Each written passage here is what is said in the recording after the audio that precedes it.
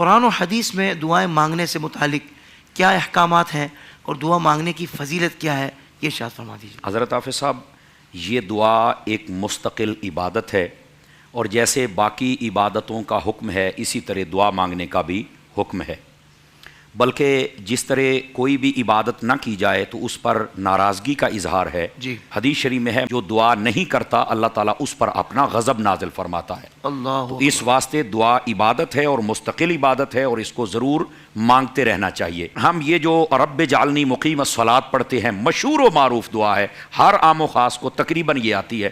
یہ قرآن مجید برہان رشید سورہ ابراہیم شریف کے اندر یہ دعا موجود ہے بطور آیت، اور یہ حضرت ابراہیم علیہ نبینا علیہ السلام اپنی مبارک زندگی میں اس کو مانگا کرتے تھے۔ اس کی جامعیت کی وجہ سے اس کو دعائے معصورہ میں شامل کر کے امت مصطفیٰ کے لیے تلقین کی گئی کہ آپ اس کی کثرت فرمایا کریں۔ تو اس کا مطلب یہ نکلا کہ دعا ایک ایسی عبادت ہے جو سب نبی اس کو کرتے چلے آئے، اور یہ اللہ کی محبوب ترین عبادت ہے۔ چونکہ بندہ جب عاجزی اور انکساری کے ساتھ اپنے رب کی بارگاہ میں متوجہ ہوتا ہے تو اللہ رب العزت اپنی رحمتوں کے دروازے اور اپنی شفقتوں اور عنایتوں کے باب اس کے لیے کھول دیتا ہے۔ اور یہ نبی کام اس لیے کرتے ہیں چونکہ وہ تو پہلے ہی معصوم ہیں، وہ تو رحمت و نور میں رہنے والے ہیں، لیکن وہ کام اس لیے یہ دعا مانگنے والا کرتے ہیں تاکہ امت کو تلقین بھی ہو جائے اور ساتھ میں اللہ کی رحمت طلب کر کے مزید اللہ کی رحمت اور برکت کی توجہ حاصل کی جا سکے۔ جہاں تک ہمیں حکم ہے کہ ہم دعا مانگیں تو خلاق عالم نے قرآن مجید میں فرمایا اجیب دعوت الداعی اذا دعان، فرمایا ہم اس کی دعا کو قبول کرتے ہیں، یعنی اس کو جواب دیتے ہیں جب کوئی دعا کرنے والا ہم سے دعا کرتا ہے۔ تو یہ دعا کرنے والا کرے گا تو اللہ تعالیٰ اس کو جواب عطا فرمائے گا نا، تو اس واسطے دعا کرنے کی تلقین اور حکم موجود ہے۔ پھر دوسری بات، خلاق عالم نے صیغہ امر کے ساتھ ارشاد فرمایا ادعونی استجب لکم، فرما لوگو تم مجھ سے دعا کرو میں تمہاری دعا قبول فرماؤں گا۔ تو یہ قرآن مجید برہان رشید میں باقاعدہ طور پر حکم موجود ہے۔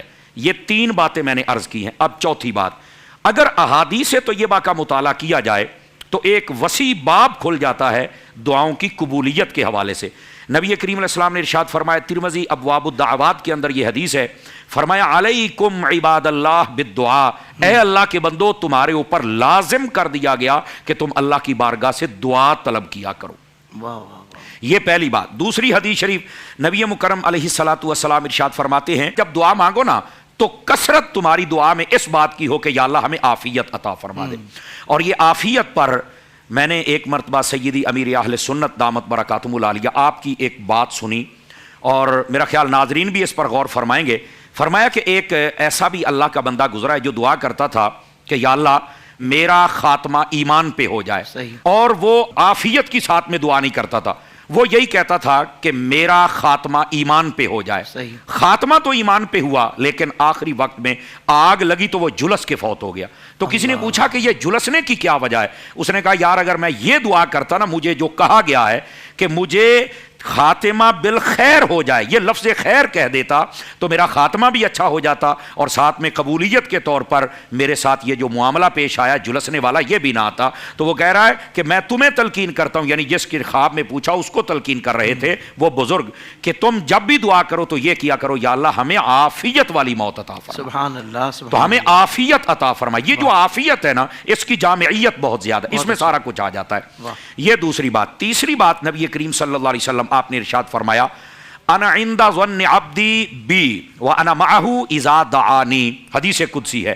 فرمایا کہ اللہ رب العزت ارشاد فرماتا ہے میں اپنے بندے کے ظن کے قریب ہوتا ہوں جب وہ مجھ سے دعا مانگ رہا ہوتا ہے۔ یعنی میرا بندہ جس حسن ظن سے، اس حسن ظن کے اندر ایک تو دعا کی قبولیت کا یقین ہونا چاہیے، اور دوسرا یہ ہے کہ جو مانگ رہا ہے اللہ تعالیٰ جس وقت پر مانگ رہا ہے اسی پر عطا فرمائے گا، اور اگر وہ نہیں دے گا تو اچھا نعم البدل عطا کرے گا۔ فرمایا اگر وہ اس ظن کے ساتھ دعا کرے تو اللہ تعالیٰ اس کی دعا قبول فرما لیتا ہے، اور یہ حدیث قدسی ہے۔ تو یہیں سے علماء فرماتے ہیں جب دعا کی جائے تو اس میں جہاں اخلاص ہو، للہیت ہو، جہاں عاجزی اور انکساری ہو، وہاں پر یہ یقین کامل ہو کہ اللہ میری دعا قبول فرمائے گا۔ حدیث شریف میں ہے آقا کریم علیہ السلام نے ارشاد فرمایا کہ یہ نہیں کہنا چاہیے کہ اے اللہ اگر تو چاہے تو میری بخشش فرما دے، اگر تو نہ چاہے تو تیری مرضی فرمانا۔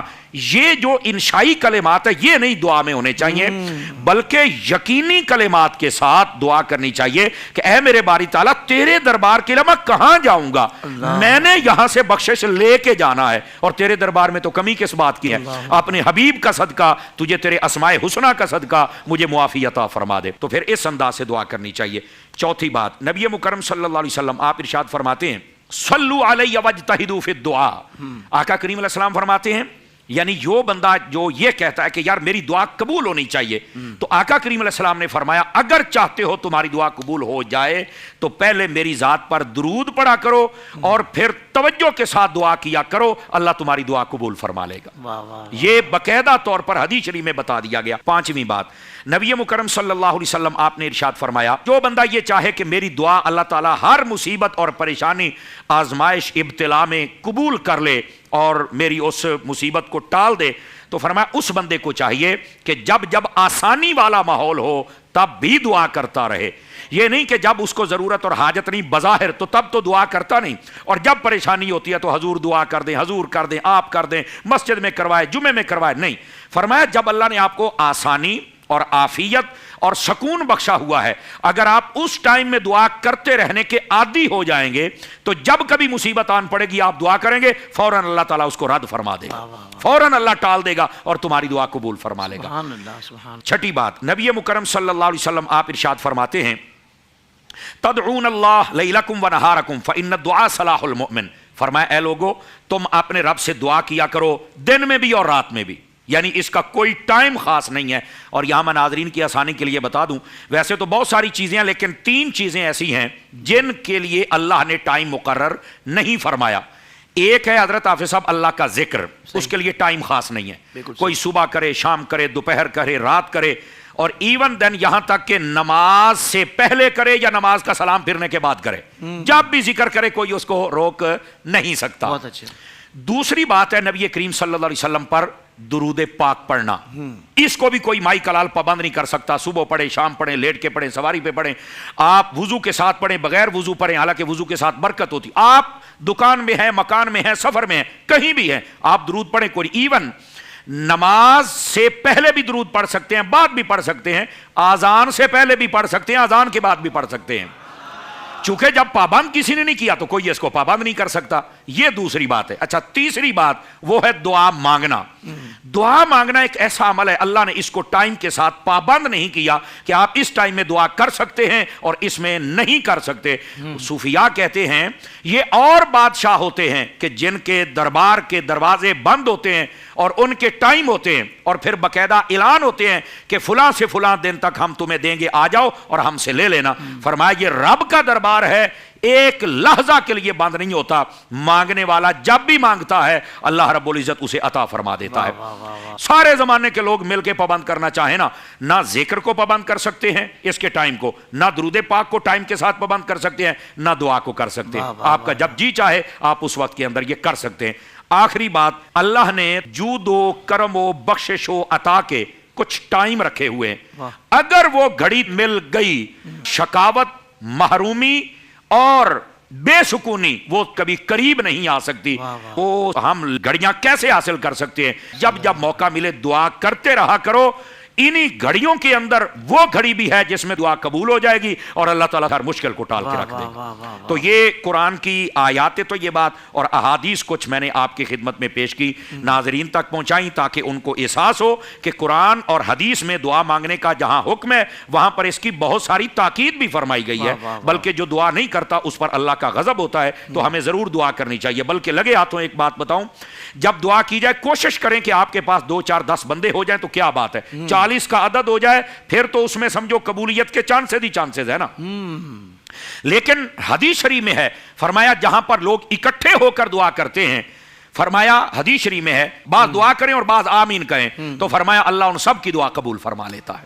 سبحان اللہ، سبحان اللہ، کیا بات ہے۔ موضوع کوئی بھی ہو، ٹاپک کوئی بھی ہو، علامہ سمر عباس صاحب کی تیاری اور پھر اس کے بعد آپ کا انداز اور پھر مختصر وقت میں اتنا بڑا کانٹینٹ دے دینا، میں کہتا ہوں یہ آپ کی اسپیشلٹی ہے، یہ آپ کا امتیاز ہے. اللہ تعالیٰ آپ کو اس کی بہترین بہترین جزا عطا فرمائے. اللہم زندگی کے تمام شعبوں میں دینی رہنمائی حاصل کرنے اور آخرت کو بہتر کرنے کے لیے ہمارے YouTube channel Islamic digital studio کو سبسکرائب کر لیں اور بیل آئیکن بھی پریس کر لیں. قرآن سے بھی ملاتا ہے ہمارا